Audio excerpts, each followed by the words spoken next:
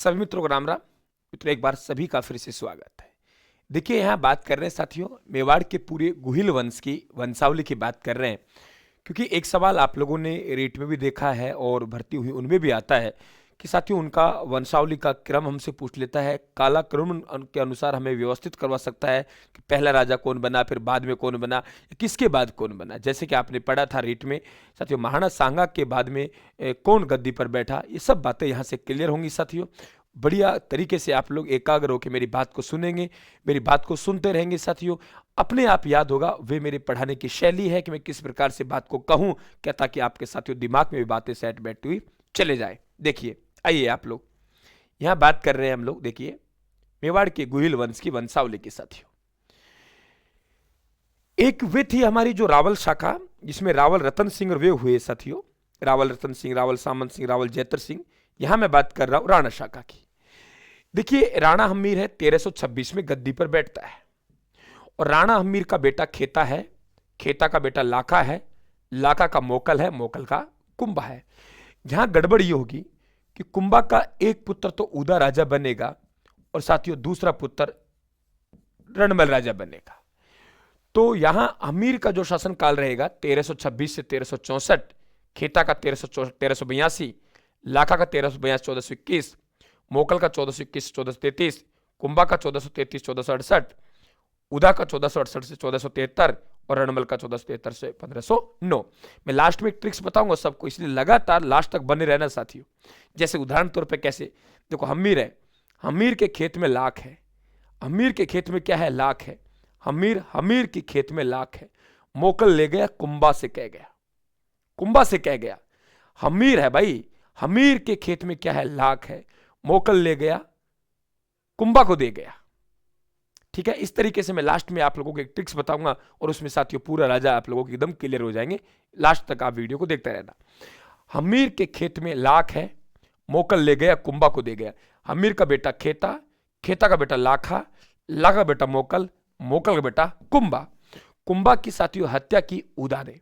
तो पहले उदा राजा बना और उदा 5 साल के लिए राजा रहेगा, और उदा 5 साल राजा रहेगा। फिर यहां दोनों भाइयों के मध्य एक युद्ध होगा, रायमल और उदा के मध्य।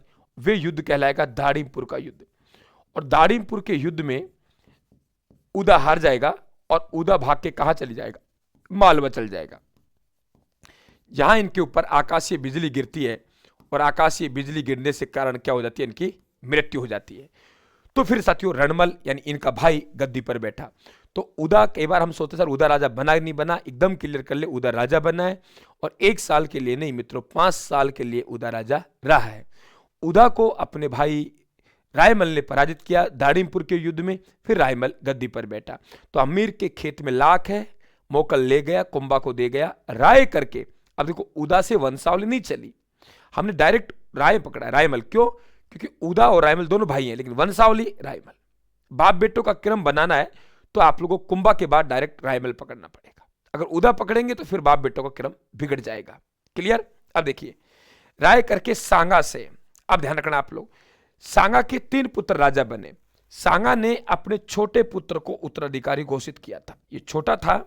बड़े पुत्र थे विक्रमादित्य और उदय सिंह, इनको रणथंबोर उपहार में दिया था, रणथंबोर कहेंगे जागीर में दिया था।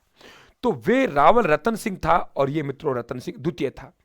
रतन सिंह द्वितीय, यहां ध्यान रखें आप लोग, तो हमारे 1468 से 1473 उदा राजा रहा, और 1473 से 1509 रायमल राजा रहा। 1509 से 1528 आपको पता है 30 जनवरी 1528 को सांगा का निधन हुआ, और उसके बाद रतन सिंह द्वितीय गद्दी पर बैठा। रतन सिंह द्वितीय मित्रों मात्र 3 वर्ष के लिए गद्दी पर बैठेगा, 1528 से 1531। कितने वर्ष के लिए? 3 वर्ष के लिए गद्दी पर बैठेगा, 1528 से 1531। फिर विक्रमादित्य आएगा 1531 से 1536। अब रतन सिंह का बेटा नहीं है साथियों, रतन सिंह का भाई है विक्रमादित्य, और विक्रमादित्य का भाई उदय सिंह है।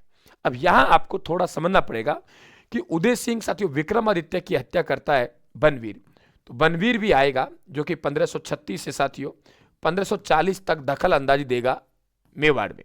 ये ध्यान रखें, 1540 इसलिए लिखा है मैंने कि पूर्ण रूप से ये साथियों युद्ध में पराजित किया बनवीर को, वे किया था मावली का युद्ध में 1540 में। तो स्वतंत्र रूप से उदय सिंह जी राजा बने, वे 40 में बने, हालांकि राज तिलक उनका कुंभलगढ़ में 1537 में हो गया है। सांगा से उदय हुआ प्रताप का, सांगा से उदय हुआ प्रताप का आज भी अमर है, कर्ण के समान जगत में दिखाई देता है। क्यों देता है? क्योंकि राज किया था इसलिए जय जयकार होती है। क्यों देता है? क्योंकि राज किया था इसलिए जय जयकार होती है। तो उदय सिंह के बाद महाराणा प्रताप राजा बने, महाराणा प्रताप के बाद उनके बेटे अमर सिंह प्रथम राजा बने, अमर सिंह प्रथम के बाद जगत सिंह प्रथम राजा बने, सॉरी कर्ण सिंह के बाद जगत सिंह प्रथम बने, फिर महाराणा राज सिंह बने, फिर महाराणा जय सिंह बने, फिर महाराणा साथियों अमर सिंह द्वितीय, फिर संग्राम सिंह द्वितीय, जगत सिंह द्वितीय, इस तरीके से बने। तो आपको पता है कि 1572 से 1597 में ये महाराणा प्रताप शासन काल रहा है। अमर सिंह 1597 1620, कर्ण सिंह 1620 से 1628, कर्ण सिंह का बेटा जगत सिंह प्रथम 1628 से 1652, राज सिंह 1652 से 1680, फिर जय सिंह 1680 1698, फिर अमर सिंह द्वितीय 1730 और फिर संग्राम सिंह द्वितीय 1710 से 1734। तो इस तरीके से साथियों ये वंशावली आपको बराबर पता होना चाहिए। मेरे हिसाब से आप नहीं लगता किसी प्रकार की आप दुविधा में होंगे, एकदम थोड़ी सी आप एक आधा बार प्रैक्टिस कर लेंगे तो साथियों ये सारणी याद हो जाएगी, आपका कॉन्फिडेंस बढ़ेगा, आप इतिहास पढ़ेंगे तो इतिहास में आपके सामने जानकारी में आएगा। बराबर आप लोगों को बना रहना है साथियों, टॉपर बनना है। राजस्थान जी के बिल्कुल आपको टॉपर देंगे, कोई चिंता करने की जरूरत नहीं है साथियों।